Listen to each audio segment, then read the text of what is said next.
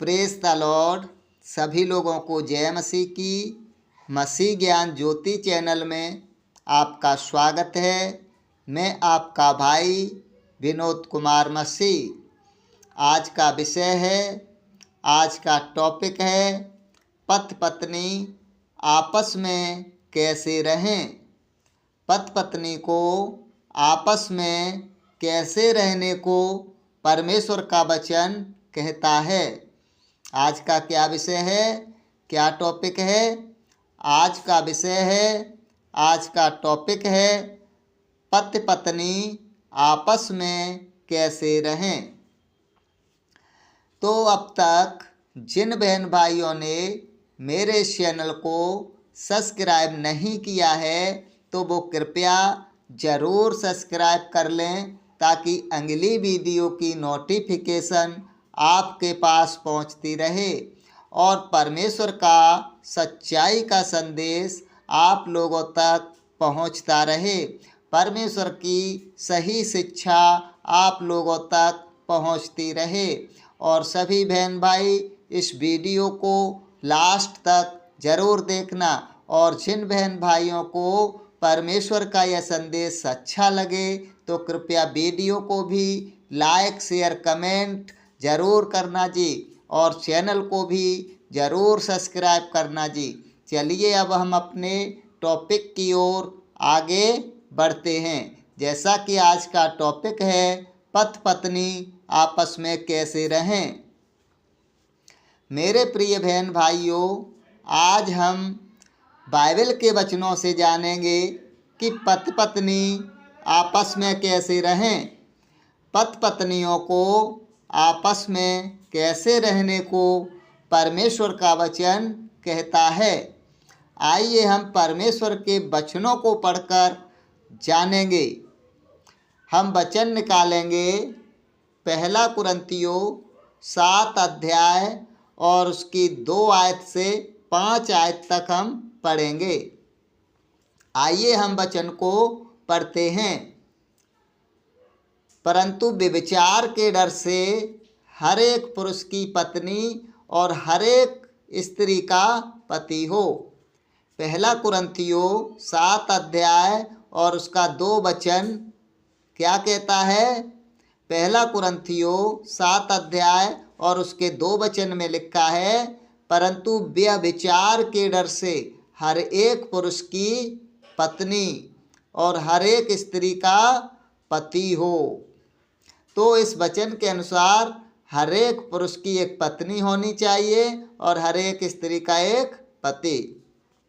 आइए हम तीसरी आयत को पढ़ते हैं। पति अपनी पत्नी का हक पूरा करे और वैसे ही पत्नी भी अपने पति का।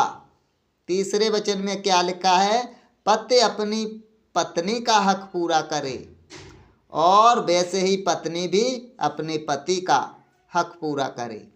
चौथी आयत पढ़ते हैं। पत्नी को अपनी देह पर अधिकार नहीं, पर उसके पति का अधिकार है। क्या लिखा है चौथी आयत में?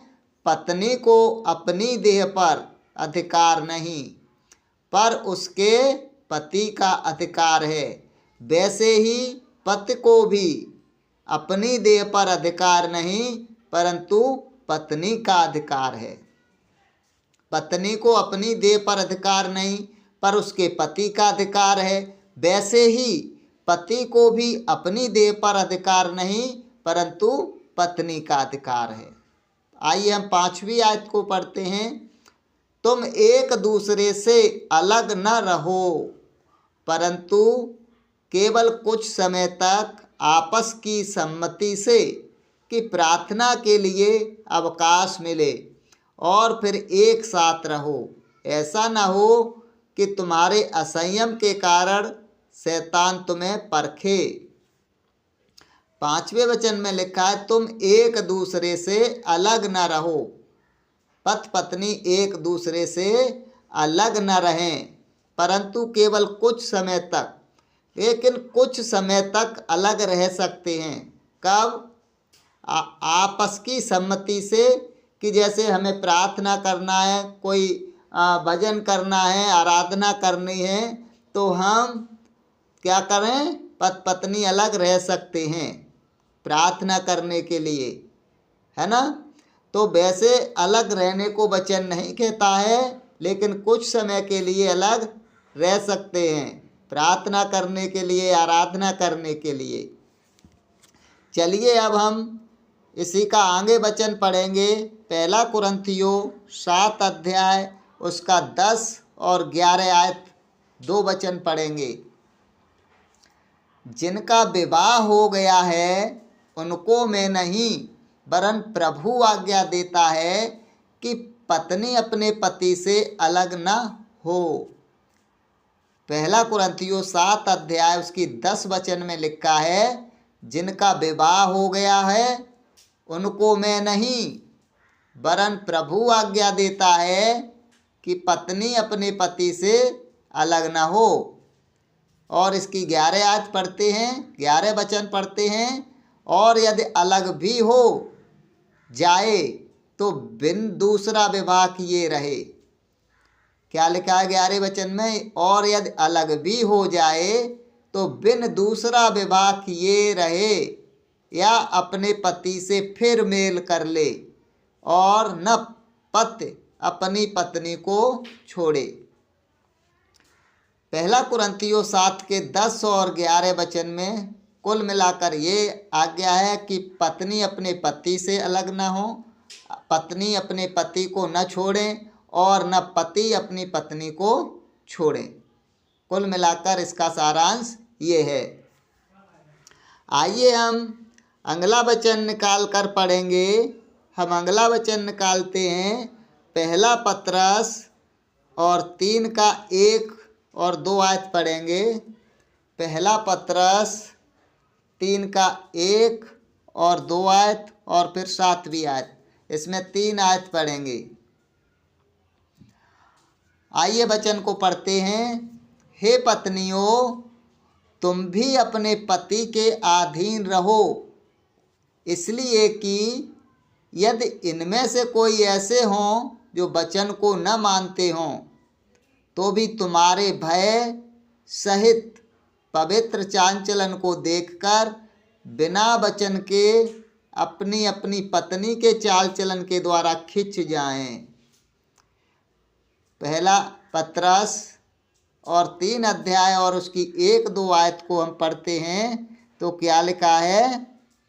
हे पत्नियों, तुम भी अपने पति के अधीन रहो, इसलिए किस लिए कि यदि इनमें से कोई ऐसे हों जो वचन को न मानते हों। क्योंकि पत्नियों से प्रभु का वचन क्या कह रहा है? तुम अपने पति के अधीन रहो, इसलिए कि यदि इनमें से कोई ऐसे हों जो वचन को न मानते हों। बहुत से पत्नियों के ऐसे पति हैं जो वचन को नहीं मानते हैं। फिर दूसरी आयत में क्या लिखा है? तो भी तुम्हारे भय सहित पवित्र चाल चलन को देखकर, यानी कि हे पत्नियों, तुम्हारे भय सहित पवित्र चाल चलन को देखकर बिना वचन के अपनी पत्नियों के चाल चलन के द्वारा खिंच आएं। यानी कि तुम पत्नियों को प्रभु का वचन आदेश दे रहा है। क्या कह रहा है कि हे पत्नियों, तुम अपने पति के अधीन रहो, इसलिए कि यदि तुम्हारे पति वचन को नहीं मानते हैं तो भी तुम्हारे भय सहित पवित्र चाल चलन को देखकर, यानी कि पति तुम्हारे भय सहित पवित्र चाल चलन को देखकर बिना वचन के अपनी पति के चाल चलन के द्वारा खिंचाएं। तो परमेश्वर का वचन क्या कहता है कि पत्नी अपने पतियों के अधीन रहें, परमेश्वर के भय में पवित्र चाल चलन चलें, ताकि उनके पति उनके पवित्र चाल चलन को देखकर उनकी ओर खिंच आएं। और हम इसकी 7वें वचन को पढ़ें तो 7 वचन में लिखा है, वैसे ही हे पतियों, तुम भी बुद्धिमानी से पत्नियों के साथ जीवन निर्वाह करो, और स्त्री को निर्बल पात्र जानकर उसका आदर करो, यह समझकर कि हम दोनों जीवन के वरदान के वारिस हैं, जिससे तुम्हारी प्रार्थनाएं रुक न जाएं। पहला पत्रस 3 के 7 वचन में क्या लिखा है? वैसे ही हे पतियों, तुम भी बुद्धिमानी से पत्नियों के साथ जीवन निर्वाह करो। पतियों के लिए भी यह आदेश है वचन में कि हे पतियों, तुम भी बुद्धिमानी से अपनी पत्नियों के साथ जीवन निर्वाह करो और स्त्री को निर्बल पात्र जानकर उसका आदर करो। स्त्री को यानी कि अपनी पत्नी को निर्बल पात्र जानकर उसका आदर करो, यह समझकर कि हम दोनों जीवन के वरदान के वारिस हैं। क्या समझकर? कि हम दोनों जीवन के वरदान के वारिस हैं, जिससे तुम्हारी प्रार्थनाएं रुक न जाएं। तो पतियों को भी अपनी पत्नियों के साथ अच्छी तरीके से जीवन निर्वाह करना चाहिए और स्त्री को निर्बल पात्र समझकर उनका, अपनी पत्नियों का आदर करना चाहिए। हालेलुया। अब हम अगला वचन निकालेंगे कुलुस्सियों 3 का 18 और 19 वचन। अगला वचन हम निकालेंगे कुलुस्सियों 3 का 18 और 19 वचन। आइए हम इन दोनों वचनों को पढ़ते हैं। हे पत्नियों, जैसा प्रभु में उचित है वैसे ही अपने अपने पति के अधीन रहो। क्या लिखा है? 3 के 18 वचन में, कुलुस्सियों 3 के 18 वचन में, हे पत्नियों, जैसा प्रभु में उचित है, जैसा प्रभु में उचित है यानी कि ठीक है, वैसा ही अपने अपने पति के अधीन रहो। क्या वचन में लिखा है? कि हे पत्नियों, जैसा प्रभु में ठीक है, जैसा प्रभु में उचित है, वैसा ही अपने अपने पतियों के अधीन रहो। और 19 वचन पढ़ते हैं। इसमें लिखा है, हे पतियों, अपनी अपनी पत्नी से प्रेम रखो और उनसे कठोरता न करो। कुलुस्सियों 3 के 19 वचन में क्या लिखा है? हे पतियों, अपनी अपनी पत्नी से प्रेम रखो और उनसे कठोरता न करो। 18 और 19 दोनों वचनों को हमने पढ़ा तो दोनों पति पत्नियों के लिए आज्ञा है, दोनों पति पत्नियों के लिए आदेश है, दोनों पति पत्नियों के लिए परमेश्वर का वचन है। परमेश्वर का वचन पत्नियों से कहता है कि हे पत्नियों, जैसा प्रभु में उचित है वैसा ही अपने अपने पति के अधीन रहो। और वैसा ही परमेश्वर का वचन पतियों से कहता है, हे पतियों, अपनी अपनी पत्नी से प्रेम रखो और उनसे कठोरता न करो। तो हमें परमेश्वर का वचन ये सिखाता है कि पति पत्नी आपस में एक दूसरे के अधीन रहें, एक दूसरे से प्रेम रखें। आइए हम अगला वचन निकाल कर पढ़ेंगे। हम इफिसियों 5 का 22 वचन देखेंगे। हम इफिसियों 5 का 22 से लेकर 25 वचन तक पढ़ेंगे और 28 और 33वीं आयत को भी पढ़ेंगे।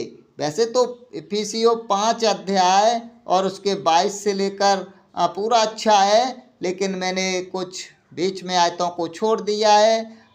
यहाँ पर मैं पढ़ूंगा इफिसियों 5 का 22 से लेकर 25 तक, फिर 28 और 33 आयत। इफिसियों 5 अध्याय उसके 22 आयत से हम पढ़ते हैं। आइए हम देखते हैं। हे पत्नियों, अपने अपने पति के ऐसे अधीन रहो जैसे प्रभु के। इफिसियों 5 अध्याय उसके 22 वचन में लिखा है, हे पत्नियों, अपने अपने पति के ऐसे अधीन रहो जैसे प्रभु के। यहाँ प्रभु का वचन कहता है, यहाँ परमेश्वर का वचन कहता है, यहाँ परमेश्वर का वचन पत्नियों से कहता है, अपने अपने पति के ऐसे अधीन रहो जैसे प्रभु के।